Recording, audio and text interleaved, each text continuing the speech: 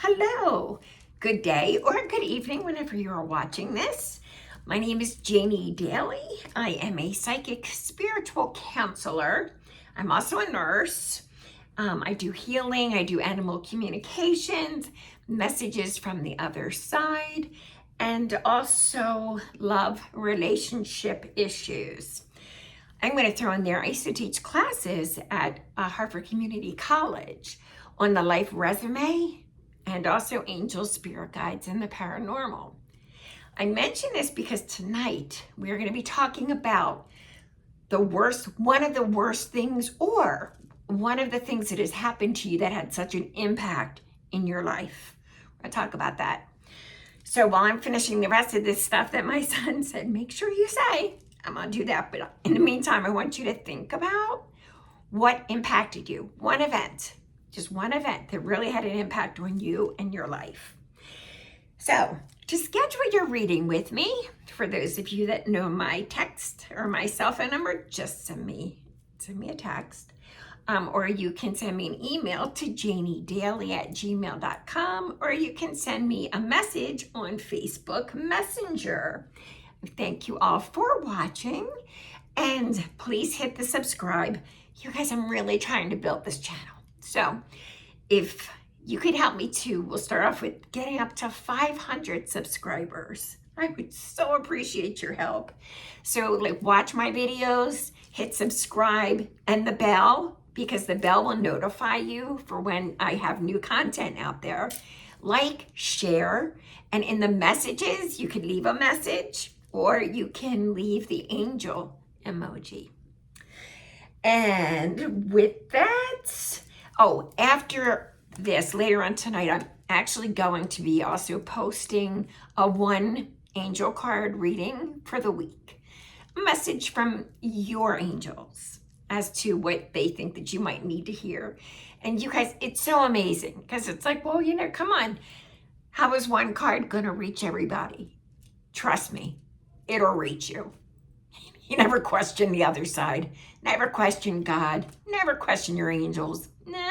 Never question Jesus. They know you, and they will send you to where you need to be. Okay, so let's go to our one event. One of my events, well, first I should say, one of my aunts was a nun over for Mercy Hospital's nursing school. So I went to see her when I was about 16, and I was interested in the nursing program. I asked her, do you think I would be good at it? She said to me, well, how do you feel about blood? I was like, good question. Yeah, not a fan. So she said, since I felt like that about blood, then nursing would not be my forte. I will tell you this. She was right in the respect of, if my kids got hurt and were bleeding, I ran them to the neighbor's house. Or I'd be like putting bandages on like this. But I find it in my sessions when someone says to me, I always wanted to be a nurse, but I can't handle the blood. I learned something with an event that happened to me that changed everything. And I do say to this person, when somebody is hurt, and let's say they're laying in a road and they are bleeding, the last thing you think about is you and your fear. The first thing and the only thing that you're thinking, I have to help this person. They've got to survive and they've got to be good. So with that, all right, you guys, it's kind of, when I bring laughter, as I've said before, my mom died when I was almost 8, but she instilled in me, Janie, there's always something funny in everything. And she said, it's not funny to wash out the lessons of the serious situation, but there's good and bad in everything. And sometimes the good, like the quote unquote funny stuff, makes the lesson a little easier to handle. Okay, so I used to work in the mortgage industry. And one night I was in Harford County, and I am doing a sales call when I heard somebody scream, "Hey, can you help?" So I ran outside, and it had started to drizzle. And I looked down the road, and I just saw like a lady, right? So I went back in, and I said to the salesperson, I don't know, she hit a dog or something. I don't know, because I'm new to Harford County. I said, but I'm going to grab my coat and I'm going to go see what I can do to help. Well, I go down the street, and there is a young girl. A young girl had been hit by the car. And apparently the person that was driving the car, it had just started to rain. The sun had gone down. It's one of those times of night, and on a hill. So, and the little girl was kind of sneaking out of the house. God love her. And because her mom had told her, no, you're in for the night. But, teens, right?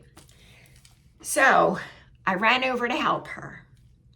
And I saw the blood on her face. And it's like I could hear God as clear as day. It's ketchup. It's ketchup. So I was perfect. I sat with her. I'm talking to her. I'm like, being careful, obviously, to not touch her, to not hurt her, not to move her. I just wanted to talk to her. And then, of course, I took off my coat, and I covered her with my coat because, again, it started to rain. So by then, traffic is stopped. The police have come. And me, I'm just surprised that no one else is helping because, the only experience I have is being a mom. And then you guys saw what I said about being a mom in a distressful bleeding situation. Neighbors. So I see somebody next to me, and nice pair of shoes, right? And I look up and I said, "Can you help?" And this person said, "No, I'm a doctor." I go, "Okay, perfect. You can help." He said, "No." So I, being the nice person that I'm not, I elbowed him and said, "All right, then get away if you're not going to help." By then, the ambulance had arrived, and I'm down, and I'm up close and personal with the young girl, and I'm talking to her about boys, because I had at the time a child at the age of this child. So I started talking to her about boys and the mall and everything that, a girl this age would like to do. And the paramedics are saying, "Oh my gosh, you were such a good nurse. You're keeping her out of shock." So I go, "Yeah, thanks. I'm not a nurse. I'm a loan officer, but thank you." I must have heard 10 times, "Oh, you're such a great nurse." Well, then I saw her mom, and I was going to go talk to her mom. And they said, no. Don't leave her. Stay right here. And I go, "Okay, but I'm not a nurse, and you guys look good." No, you're a great nurse. Just stay there. We're going to let your boss know that you were here. I was like, "You let my boss know I'm here, I'm going to lose my job. I'm supposed to be out doing sales calls, But of course, nobody heard. Obviously, it was a little busy. And again, the child was not in shock, but she wasn't conscious, and it's not like she could answer me, but I could hear her breathing and kind of moan, talking a little bit. So I stayed with her, and I stayed with her up until they put her on the helicopter. So then the medical personnel took me and said, "Can we see you and I guess get information?" So I said, sure. The guy says, "Okay," with his pen and pad, "Okay, I need your boss's name. You are a phenomenal nurse. You kept her out of shock. So we're praying that she's got a chance." And I go, "Really? No. It was, I'm so saddened. It's heartbreaking that I even had to be here, for her and her family, right?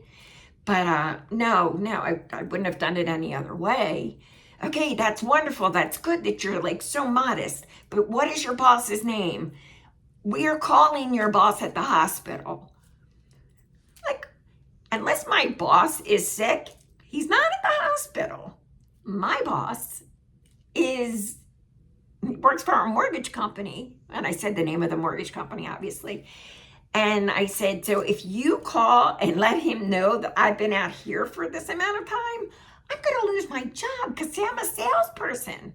I'm, for mortgages. Yeah, I'm not a nurse. But thank you. I'm honored and I'm flattered. And he's like, okay, well, just let us know tomorrow if you do want your boss to know, because you're a phenomenal nurse.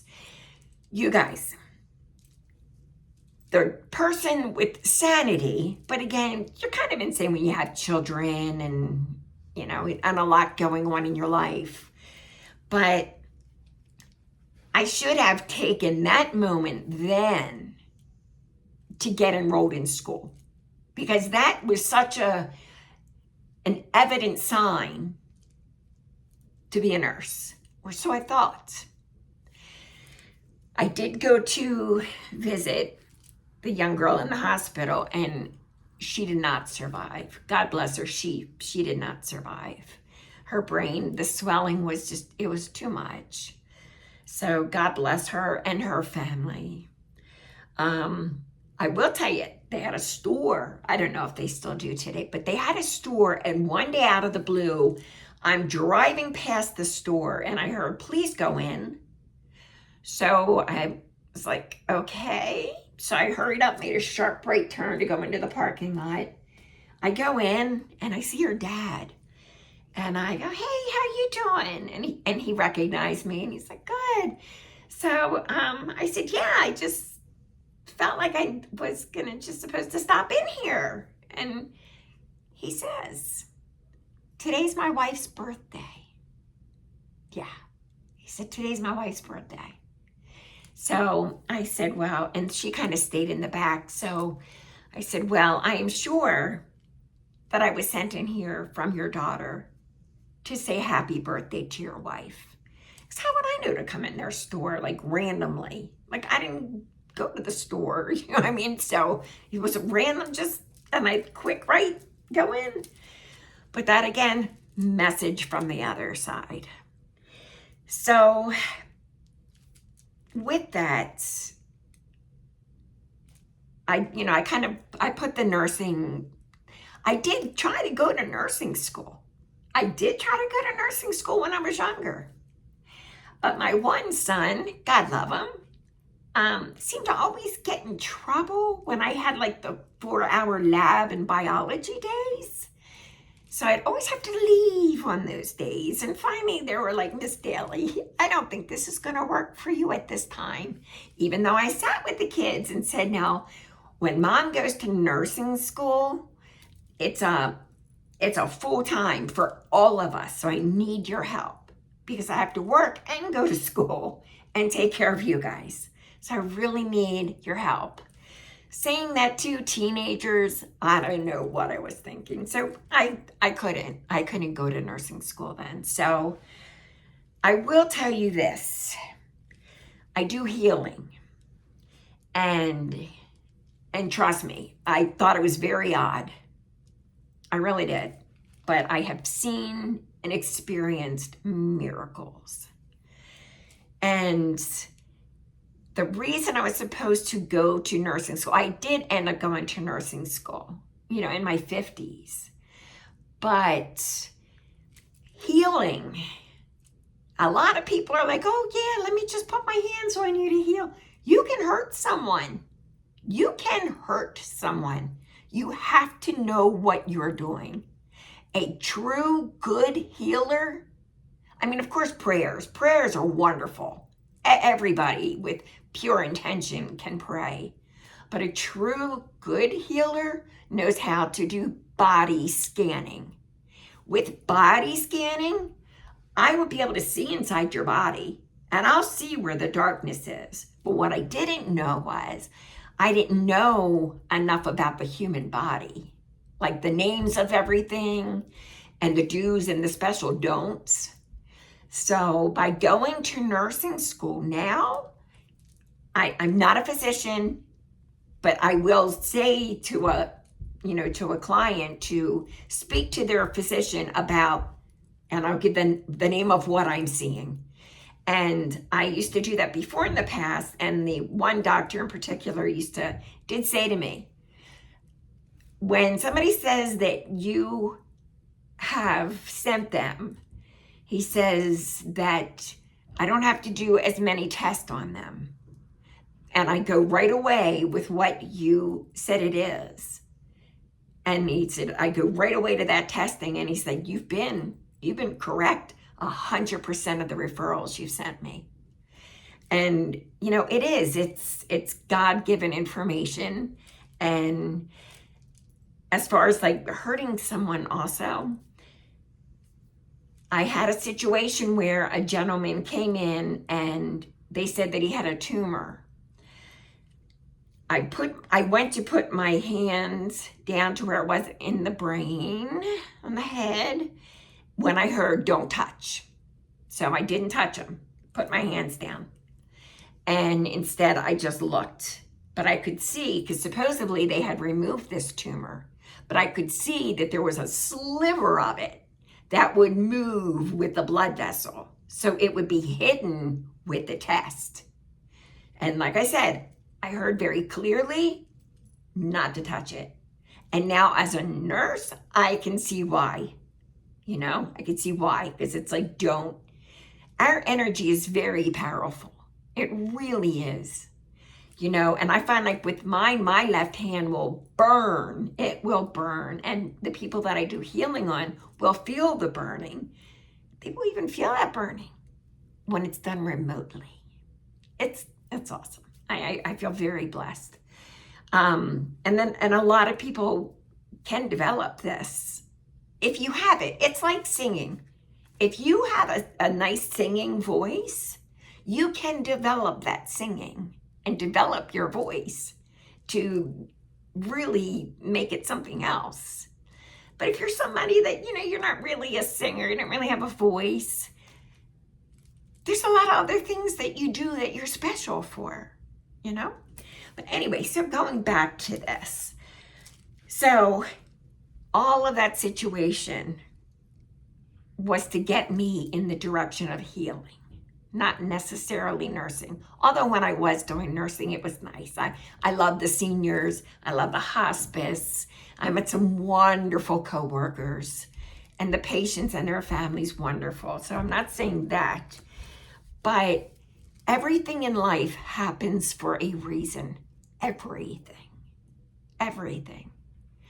It's a matter of taking that situation. And you guys, remember, call me. Take notes about some things that happen in your life. And I gotta tell you this, I don't mean to jump off. Lots of times though, the other side will show me this. But you may not be ready to disclose that to me. That's why when people are like, oh, they shouldn't be asking questions. Well, I'm not gonna speak for anybody else, for myself. God gives me the questions to ask you. Because sometimes if you're not ready, it's not up to me to push you. You have to do it at your speed. My job is to help heal you. My job is to get you so you can be the best version of yourself. To be happy, to feel joy, and to be successful. To be a successful person, just, no matter what you want to do, but also to take your fear away so you can do it.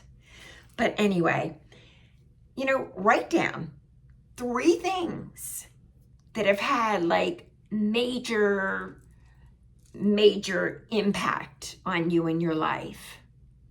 And you'll find that those things will lead you to what you should be doing as a career. Or if you're retired, it could be something, maybe a book. Could be a book you're supposed to be writing about. But it always happens for a reason.